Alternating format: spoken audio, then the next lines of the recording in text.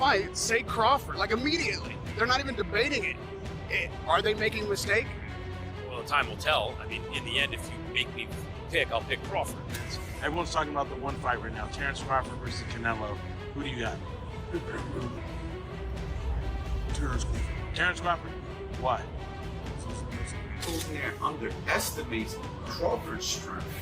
That could be a mistake, okay? It only takes a few pounds of pressure to hurt a guy. You don't need to be that big of a guy to hurt a guy. Max Kellerman issued a cautionary warning to Canelo Alvarez, suggesting Terence Crawford might be the fighter to end his career.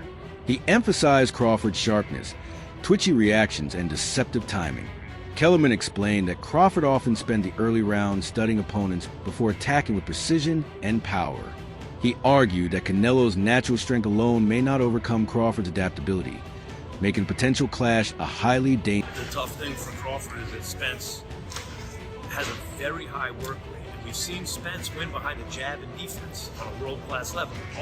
He's also a real hard hitter, and he's twitchy, and he's very aggressive. So usually Crawford likes to study a guy for a couple rounds, and then he kind of, okay, now I got it, and then he does it. But against Spence, you might have to hurt him or knock him out, because you turn around, and if Crawford messes around, he can be down 4-1 after 5 rounds, and not against the guy who's looking to survive, against the guy who's looking to beat you up. On the other hand, Spence also has to worry about the fact that he's been through a lot in his life so far. And Crawford, although he also has been really about boxing for a lot of years now. Usually that guy will have the advantage in the moment of truth. And Crawford's always made adjustments. He's probably the best adjusting fighter. Shaquille O'Neal, the legendary NBA icon celebrated for his dominance on the court and his outspoken views on sports, has publicly declared his support for Terence Crawford ahead of the highly anticipated showdown with Canelo Alvarez. According to Shaq, Crawford stands as the best fighter of this generation and potentially one of the greatest of all time. He praised Crawford's rare ability to adapt seamlessly during a fight, combining flawless timing, surgical precision, and remarkable composure under pressure.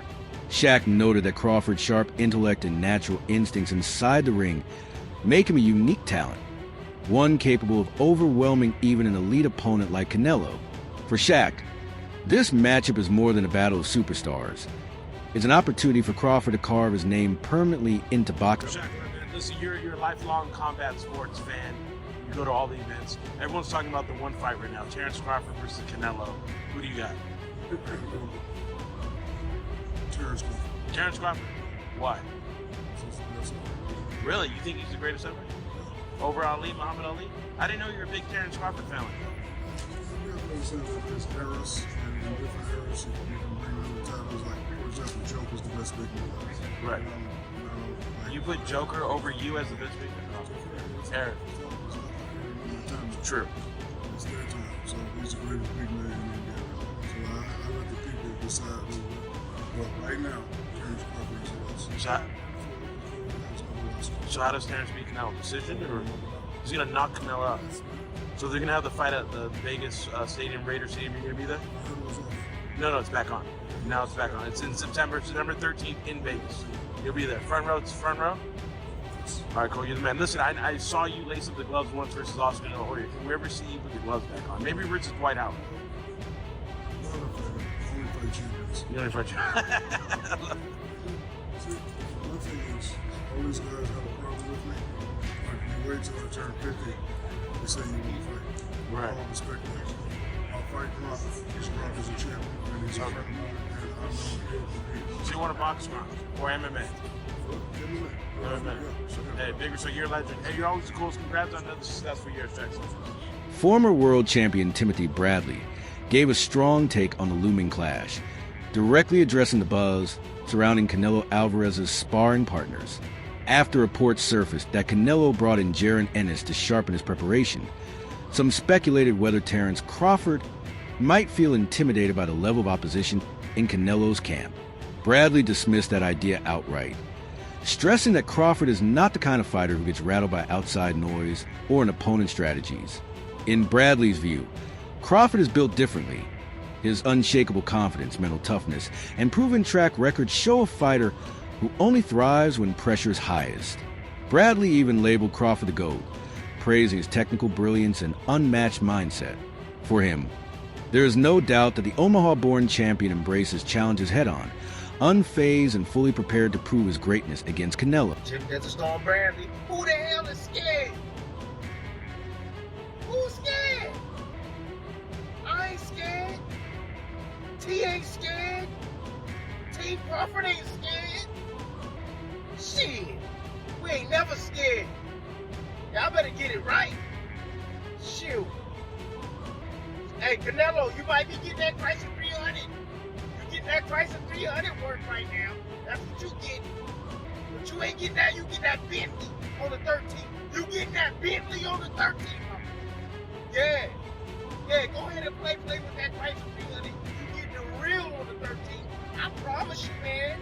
Shoot. I've been saying this since the first day I sparred this man. Trust me. I'm telling y'all, man, out there. Crawford is a different animal. Yeah, he's something like a Michael Jordan. He's something like a Kobe Bryant. He's something like a LeBron James. Yeah, damn it, he a GOAT. I'm telling y'all. Go. Go. We y'all gonna step up, man. We y'all gonna believe me, man. What do I gotta continue to tell y'all? We gonna figure it out. Shoot, Crawford is Ali. Crawford Sugar Ray Robinson. Crawford Mayweather. He got Mayweather in him too. Yeah. He got Hagler in him. He got Duran in him. Understand that. Y'all think this is a game, man. Y'all think I'm just blowing smoke up my behind? I'm not. No. I'm telling y'all. He gonna figure it out. One of the most intriguing storylines surrounding this fight is the reported visit of Floyd Mayweather Jr. to Terence Crawford's training camp. Mayweather, one of the few fighters to defeat Canelo Alvarez, brings priceless insight into solving the puzzle Crawford now faces. His masterclass performance against Canelo years ago relied on flawless defense, sharp counterpunching, and frustrating the Mexican star with accuracy and discipline. For Crawford, direct access to Mayweather's wisdom means guidance from the man who already wrote the blueprint. Reports indicate Floyd emphasized patience, discipline, and capitalizing on even the smallest openings in Canelo's style. Advice that had proven valuable in shaping Crawford's strategy. 2 losses, 2 draws, 39 big wins by way of knockout. Will not learn and not be able to pick up from Jerron Boots Ennis sparring Canelo Alvarez. There's an uproar because Jerron Boots Ennis, African-American fighter, black boxer, has joined the Mexicans camp to help prepare the Mexican fighter, Canelo Alvarez, defeat another African-American fighter, which he needs Jerron Ennis to give him looks of the undefeated pound-for-pound king, 4-division world champion, 2-division undisputed world champion, superstar boxer who will be a first ballot Hall of Famer once he retires as well. And Terence Bud Crawford was 41 wins, no loss, no draw, 31 wins by way of knockout. Terence Crawford's physical strength at 147 pounds has long been one of his most overlooked assets. Even after moving up from lighter divisions, he has consistently displayed impressive power, toughness, and the ability to handle bigger opponents with ease. What makes his preparation even more compelling is his sparring work with former pound-for-pound king Andre Ward.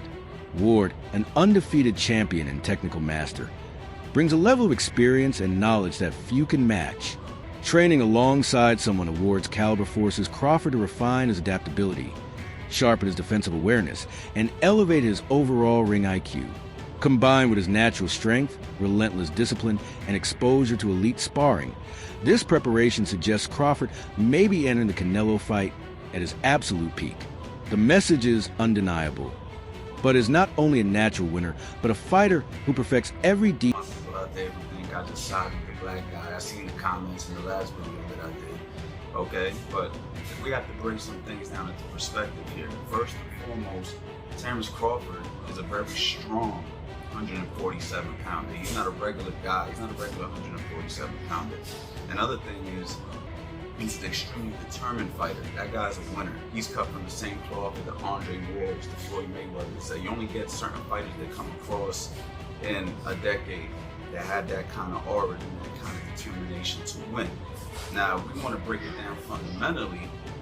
Don't get me wrong. Canelo is a strong fighter. You know, he's proven himself. He got a great chin. He's fought some of the best fighters that you can ask for. But he's not that much bigger if you ask me. They're about the same size and height. Now, don't get me wrong. He's a little bit wider. He's a little bit, you know, pause, thicker, right? Like, as far as his frame goes. Veteran analyst Max Kellerman has called the upcoming showdown the single biggest event of his broadcasting career. Despite covering countless iconic moments in boxing, he insists that Canelo Alvarez versus Terence Crawford carries a weight that surpasses them all, including the heavily hyped Jake Paul versus Mike Tyson spectacle. In Kellerman's view, this isn't just another fight, but a collision between two pound-for-pound greats representing different eras and contrasting styles. Canelo embodies modern boxing dominance, while Crawford symbolizes technical brilliance, adaptability, and underdog resilience. What makes this bout so special, Kellerman argues, is its purity. Two champions meeting without excuses, delays, or politics. For him, the anticipation isn't just about massive viewership numbers, but about the lasting legacy both fighters are putting on the line. Where would you rank this fight out of your top 3 to 5 with all the boxing fights you've called, you've experienced, you've watched? In terms of the magnitude yeah, of the magnitude, yeah. I mean, of the fights that I've called ringside, it might turn out to be number 1. I've done Pacquiao fights, I've done Mayweather fights, I've done Anthony Joshua against Klitschko, those are big fights, but this will, listen, because of Netflix, this will be the most watched fight, championship fight, in almost 50 years. This is going to be because Muhammad Ali fought Leon Spinks in the rematch in '78, and they did 90 million TV sets. 90 million. And since then, what has even come close?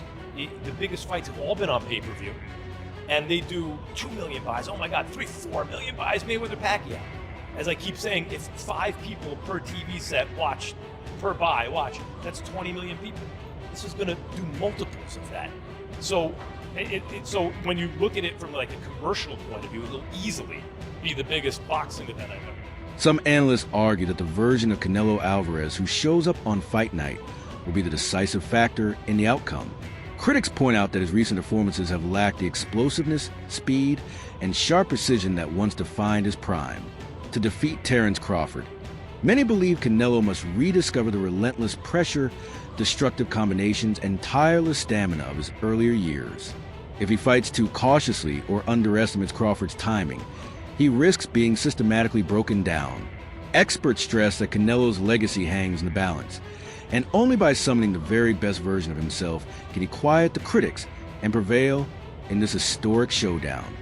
In regards to Canelo's meaty workout, so what do we see there? We see a little bit of what he wants to do to take advantage of a right-hand southpaw matchup. Get his lead foot on the outside, bang the right hand down the pike, set it up with the jab, and maybe even fire that jab at the lead hand of Crawford to just get it touch, step outside right hand down the middle. We saw Canelo doing a lot of cross-stepping, which is, I think, a bad idea versus someone who has good angle manipulation like Crawford does, right? Every wasted movement is going to be a capitalization for Crawford to try to fire back on. And Canelo is going to be there to be hit with some counter punches. Make no mistake about it, Canelo will stand in the pocket. Yes, he'll try to make Crawford miss, but sometimes he'll even eat a couple so that he can be there behind that high guard, taking punches to look for one of the big ones on his own counter shot. So that can be a little bit of the gamesmanship too. That can be a little bit of the chess game going on. Is who's going to land the bigger counter punch and how many of those can Crawford take moving up to 168 versus Canelo, who has been there and is fighting a guy that has fought at a lot smaller weight that hasn't seen the power, like we talked about, the narratives being built that Canelo brings at 168. Even now, all those things will come into play. I think a big important part of this fight is just how much Canelo utilizes his lead hand, because I'm telling you, it's going to be the most important thing in this fight.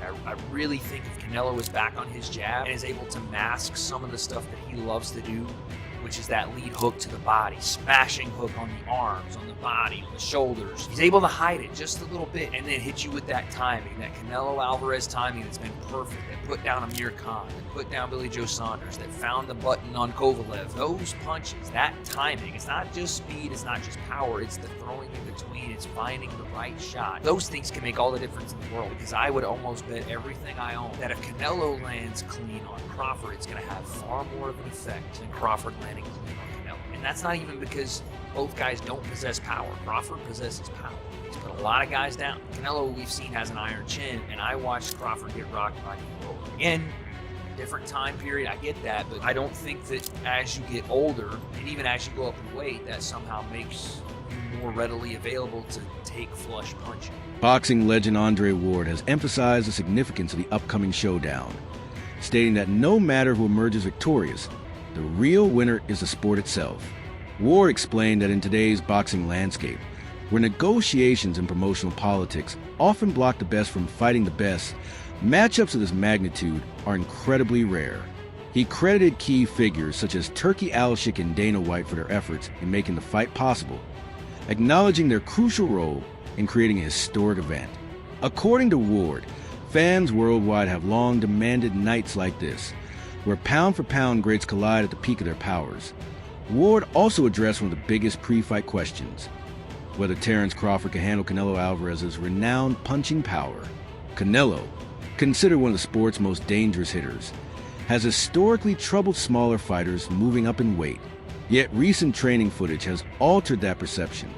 Videos reveal Crawford appearing stronger, bulkier, and more comfortable at the higher weight class, all while maintaining his sharpness and agility. This transformation has silenced critics and shifted the narrative. Many analysts now argue that the added size has only enhanced Crawford's natural gifts, equipping him with the tools to match Canelo's strength while retaining his speed. Right, and again, stark contrast to what Terence Crawford is having to deal with. He is fighting guys, and when I say cutting down, he's probably in the ring at 190 pounds, much less cutting down from it. Crawford's probably used to being hit by guys like Sean Porter, who maybe 160 pounds on fight night. The difference is just night and day. So I was thinking, how in God's name are you going to get around that? How are you going to get around the strength disadvantage? Because Crawford is very physically strong, and he normally always has, maybe with the exception of Sean Porter, although that was kind of much of Sean Porter did really well that fight. He's normally always had the physical strength advantage, very physically strong as Terence Crawford. And I just remember thinking, how are you going to get around that? You're used to hitting guys and they get hurt. Alvarez has been hit by Danny Jacobs, he's been hit by Triple G, he's been hit by Bivol, Kovalev, Callum Smith, etc., etc., etc. Big punching guys who are a lot bigger than Terence Crawford. Granted, skillful, a lot bigger. So again, I'm thinking, how are you going to get around this? Well, Crawford has released a couple of training clips, and in those training clips, yikes, he's looking good for one. He's looking a lot better than Canelo was looking in some of his training clips. But again, you can't read a great deal into those training clips because, again, Alvarez is clearly holding back. People say, "Oh, he looked terrible." It's like, well, you can kind of tell he's not going full tilt. You can kind of tell that. So, what does that tell you? How many times have we seen guys look good on the pads, and then on fight night they've done their left? I distinctly remember Alexander Povetkin in the run-up to the second Dillian White fight in an open workout. Man looked really good in the pads. That was in Gibraltar. Man looked really good in the pads. Really good. He didn't look good on fight night, did he? So, you can't read a great deal into it. Yeah, if you can tell they're trying, they look complete. Comedian and actor Faison Love grabbed attention with his bold prediction for the upcoming fight. He described Terence Crawford as a bad man in the best sense, dangerously skilled inside the ring, and declared with confidence that Bud will win regardless of Canelo Alvarez's resume. Love dismissed the idea that Canelo's long list of past opponents gives him an advantage, arguing instead that Crawford's adaptability, intelligence, and killer instinct make him the superior fighter. For Love, the matchup isn't about Canelo's history, but about the present reality. Crawford is in his prime, driven, and eager to cement his legacy. His comments echo the feelings of many fans who view this fight as a true passing of the torch. Well, are you a boxing fan? Yeah. Canelo versus Crawford. Crawford all day.